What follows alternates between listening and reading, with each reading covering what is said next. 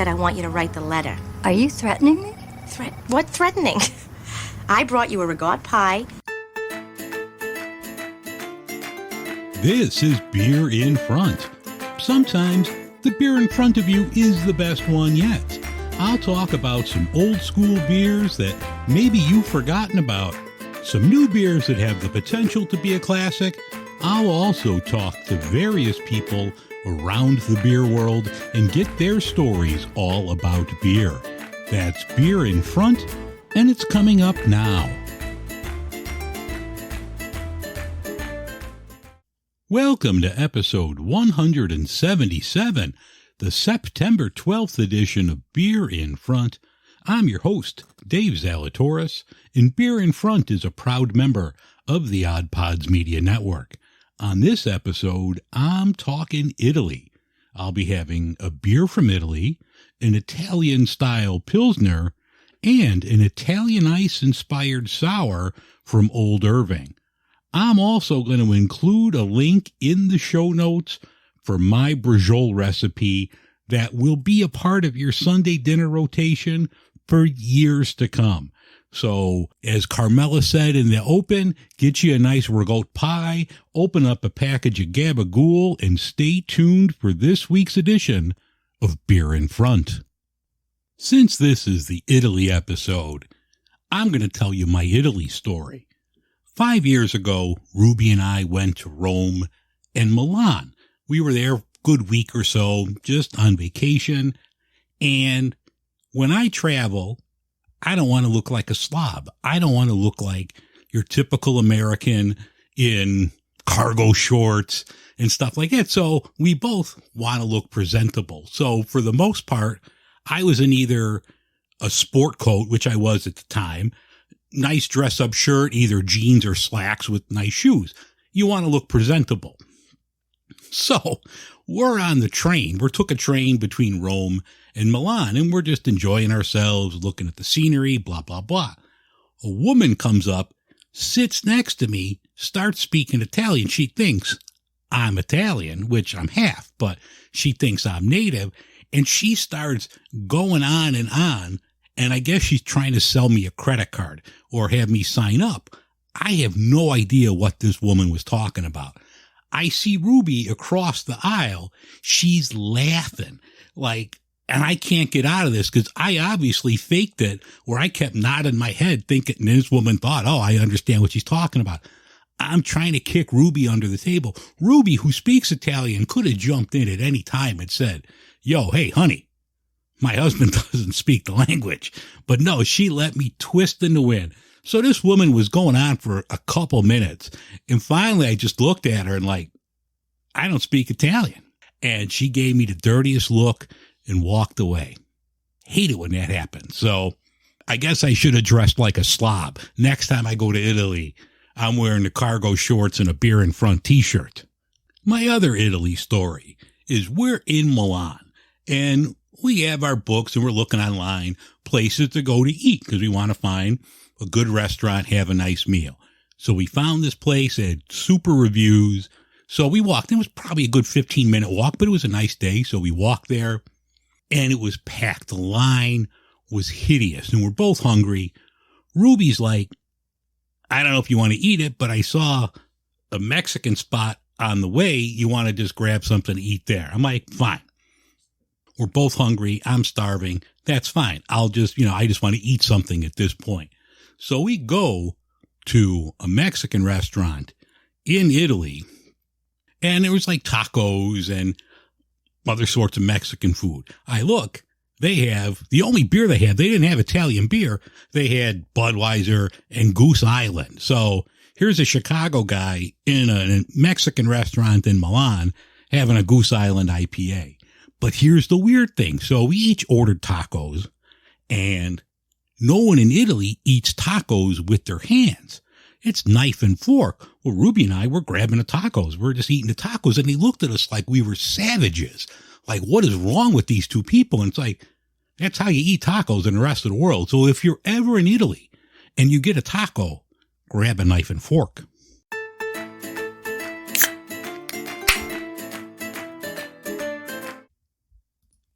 In beer news this week, I have the app for my Jewel grocery store here, and I'm going through the list, making my shopping list.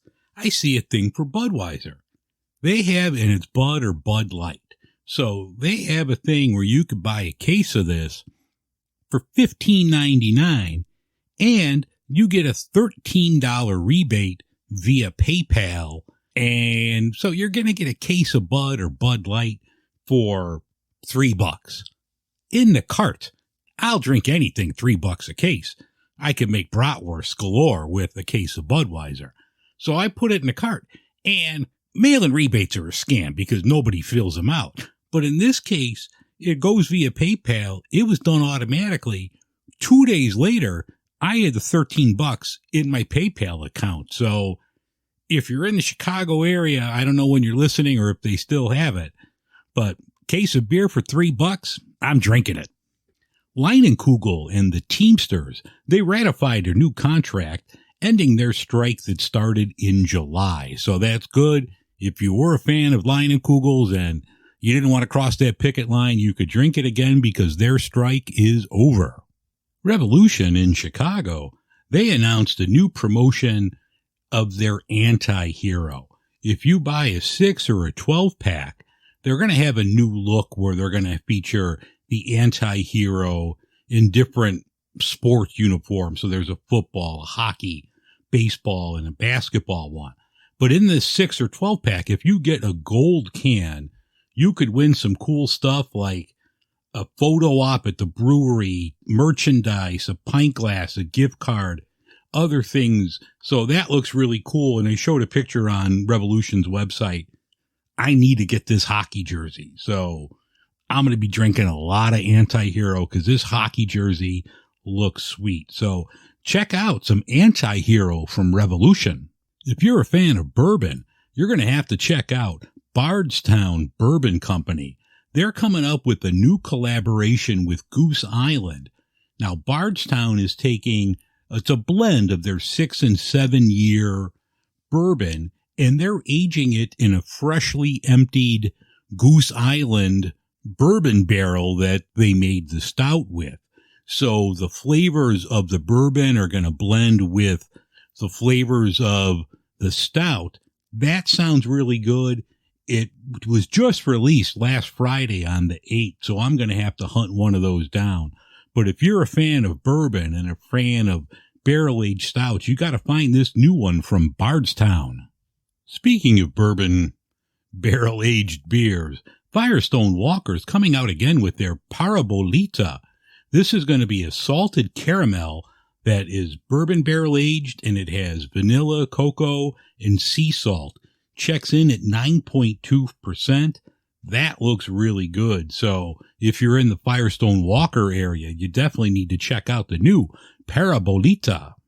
I read an article over on Brewbound that there's a consulting firm, Bump Williams, and they say that the price of beer has increased about $1 a 6-pack since pre-pandemic, which I think we all know. You go through your liquor store, grocery store, wherever you buy beer, it's gone up. I don't know. It was saying that, beer has priced itself out of the market, but I don't know. I'd still rather spend $11 on a 6-pack of something decent than $40 and $50 on a bottle of bourbon or another high-end thing. So I don't know if I agree with beer has priced itself out of the market, but beer prices definitely have gone up over the past couple of years. But what hasn't? And we have a date for Guinness. They're opening their Chicago location. That's going to happen on September 28th at 8 a.m. So get there early for the Guinness Open Gate. That looks really good. Article in the Tribune, and I've seen some other articles on that say they're going to have a lot of different style of foods. They have a Chicago caviar that is a jardiniere. They're going to have a lot of local stuff. They have a bakery there. That's why they have the 8 a.m. opening. They're going to have the Guinness from Ireland, as well as some other beers just for the Chicago market. They're located at 901 West Kinsey Street in the West Loop area. That's going to have a full-service restaurant, tap room, bakery, and cafe. Has 15,000 square feet of space, so that should be pretty cool. So if you're in the Chicago area on the 28th, you need to check out the new Guinness.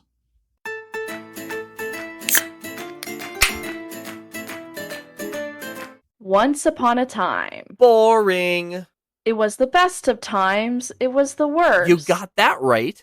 What's your problem? We want new stories.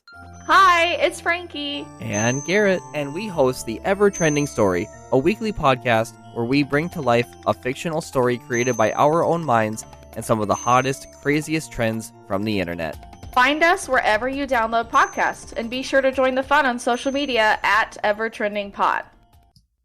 The beer in front today from Italy is Birra Moretti. This is L'Authentica. This has been around since 1859. This is brewed in Italy, imported from Heineken. I think this is good. It's pretty light. It says it's only 4.6% alcohol by volume. So let's crack open L'Authentica.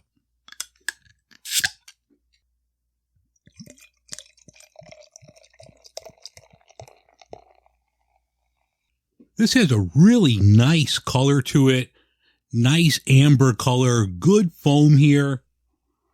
Smells really good. Smells like just a nice European lager. That's very good. It's well balanced. I get some malt. There's some corn in here. I believe they use corn in this as well. Little bit of the hops. I think this is just a solid beer. Of the two major ones that you see Peroni and Moretti. I'm more of a fan of Moretti. This comes in an amber bottle. I know some of the Peronis that I've had in the past have been skunky, but the Moretti is always really good. Yeah, I find nothing wrong with this. This is just a solid, everyday beer you could drink with anything. Even on their website, they include recipes. If you want to make something that goes well with L'Authentica, you're more than welcome to check out the Moretti website. But this is really good. If you haven't had this in a while, been around since 1859. It's old. It's an old school classic. I picked it up at my local Binny's here. The expiration date on this is June of 24, so it's fresh. So if you see L'Authentica from Birra Moretti, I would definitely put it in the cart.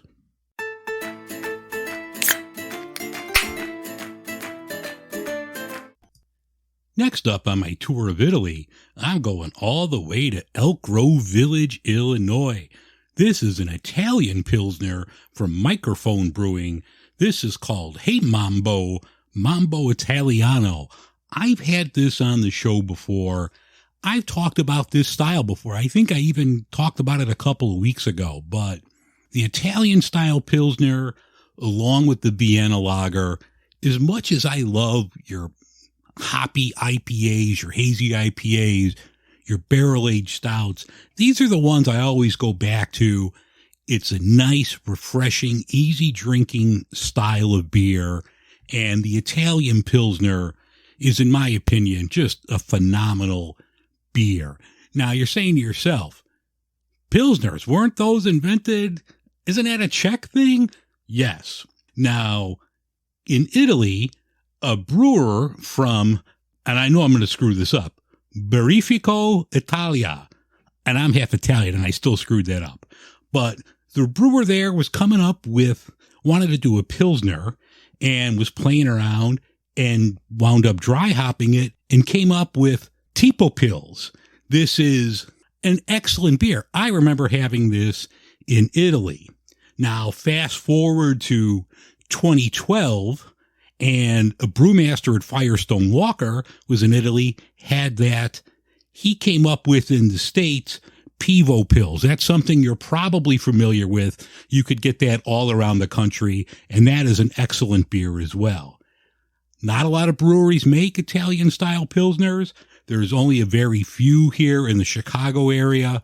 Whenever I see someone making it, I have to grab it. It's just a great style. The dry hopping with the noble hops really adds something to it. You can't use like American IPA hops. That would totally screw it up. You need that nice Czech German noble hops to really bring out the aroma and the flavor in the Italian style Pilsner. So let's crack open. Hey Mambo, Mambo Italiano from Microphone. This is very nice, dark amber color, good foam, good couple fingers of eggshell white foam here, but the smell is so good. You really get those nice noble hops on the aroma. It smells fantastic. It's not like overpowering like a hazy IPA, but it smells so good. That's just fantastic. Hey Mambo, I'm just going to abbreviate it from now on. So when I talk about this, it's just Hey Mambo. Hey Mambo checks in at 5% alcohol. You could pick this up all around the city. You could pick it up in 4 packs of 16-ounce cans. The label art looks great. It looks like a pizza box. So if you've seen old school Italian pizza boxes from your local pizzeria, you'll know what this can looks like. But back to the beer. Yeah, it's just so good. Like, if this were easier to find, I could definitely see an Italian Pilsner or Hey Mambo being in my rotation at all times. I think it's that good. Little bitterness on the back end, more so than your traditional Pilsner, but not like 100 IBU palate wrecker IPA. But you definitely, at least I definitely noticed the hop bitterness here, more so than a traditional German or Czech Pils. But I definitely think you should try an Italian Pilsner. If you don't have a brewery near you that makes it, if you see Pivo Pils, by all means, try that one. I think you'll like it. If you like lagers, you like Pilsners, I think the Italian style Pilsner will be right in your wheelhouse. So here's to you. Hey Mambo, excellent choice. Put it in the cart.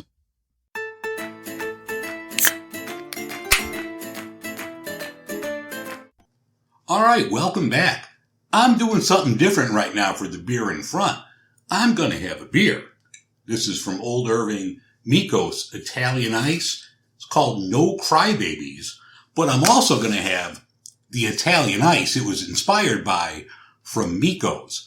I went by there earlier today, picked this up. They're in the neighborhood. It's a great spot. They have 2 locations. One is in Logan Square and the other is in the Irving Park neighborhood. But definitely it's a place that you should check out.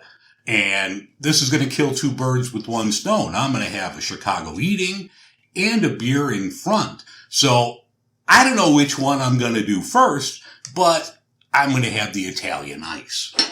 I love Italian Ice. It's so good. Oh yeah. Nice and tart, nice and sweet.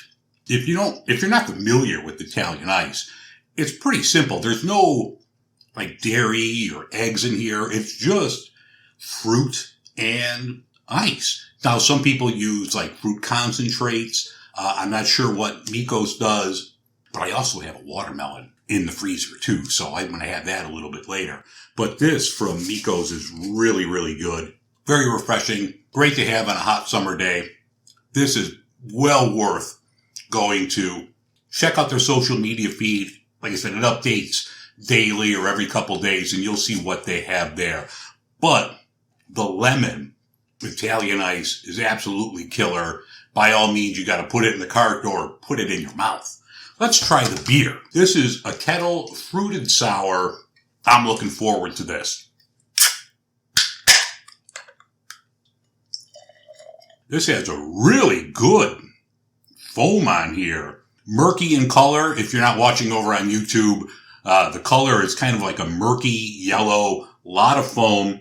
It smells tart. Like the smell alone will pucker your mouth. Wow.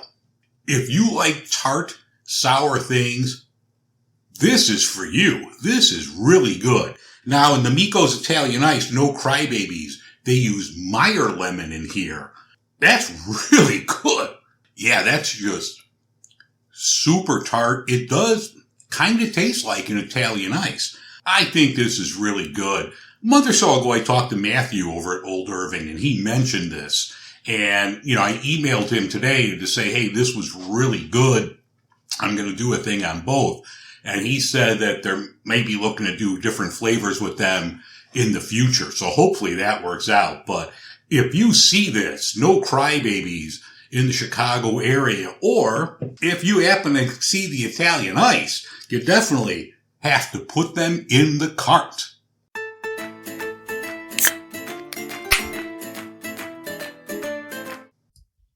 All right, now I'm going to talk about my favorite dish, which is Braciole.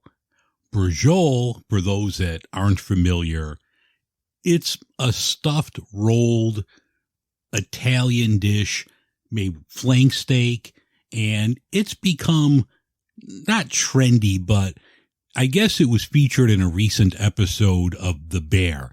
I haven't seen it, but I've noticed an uptick on people like searching for Braciole. Food and Wine put out a recipe inspired by The Bear with their Braciole recipe. If you do a search for it, it's like any good food. If you ask 100 Italian people how they make their Braciole, you're going to get 100 different answers. It's the same thing with like chili or meatloaf. 100 people are going to give you 100 different answers, and none of them are wrong. That's just what that person likes. So I'm going to include in the show notes the link to my Braciole recipe. Everyone I've ever made this for has loved it and have asked for the recipe. I've tweaked it a little bit here and there over the years, but what I have now is my go-to recipe for Braciole. Braciole is traditionally a Sicilian dish, although other parts of Italy use different cuts of meat. I always use beef, but I've seen versions with pork, with veal. I've even seen some with like a swordfish, but I'm not doing that. I'm a beef guy. This is Chicago. I'm a beef guy. So I'm going to talk about my beef Braciole. You stuff it, well, not stuffed. You layer it with a lot of different breadcrumbs, herbs. I use 3 different kinds of cheeses. Not everyone does, but I do. I put a nice piece of prosciutto on there, roll it up, you fry it in a little olive oil, you brown it on each side, then you bake it in like a baking dish, a glass or non-reactive baking dish. You cook it for like almost 2 hours, about an hour and 45 minutes. And it's great. The sauce that you're baking it with, it's just so savory and delicious. It's the perfect Sunday dinner. So please download the recipe. You could print it out. I'm just going to include it as like a PDF file. I'll post it on my website. So you could just grab it from there, print it out. Once you make it, that's going to be part of your Sunday dinner rotation. I guarantee it. It's not an easy dish to make, and it's a good all afternoon dish. You got to get the meat. You got to buy all the ingredients. You got to prepare it. And then, like I said, you bake it for an hour and 45 minutes, but it's worth it. You're going to have a special someone over. You want to impress them. You make them a little Braciole and you're golden. So Braciole is absolutely killer. My favorite Italian dish. I don't make it a lot because, one, you cook for an army and there's only 2 of us here. So I don't make it. I only make it about once a year, but it's a killer dish. Definitely download my Braciole recipe, make it for yourself, and let me know what you think about it. I have a lot of Italian cookbooks, and in one, I believe it was Rao's cookbook, they make their Sunday sauce, or depending on what part of Italy you're from, you call it sauce, gravy, sugo, ragu, whatever you want to call it. I saw a recipe for this Sunday sauce, and it included Braciole, meatballs, and Italian sausage, and you just made this giant pot of sauce with all this meat in it. Now, I've never done that, but I'm thinking about it because that sounds absolutely fantastic. But the problem is, Ruby doesn't like the fennel in the Italian sausage. So I don't know if I'm going to make all of this for myself because it's going to be a lot. But if you're adventurous and you have an army to feed, I think you should try that Sunday sauce with the Braciole, the sausage, and the meatballs.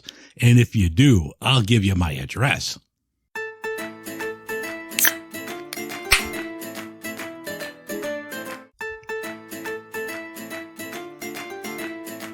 All right, that's going to wrap things up for this Italian edition of Beer in Front.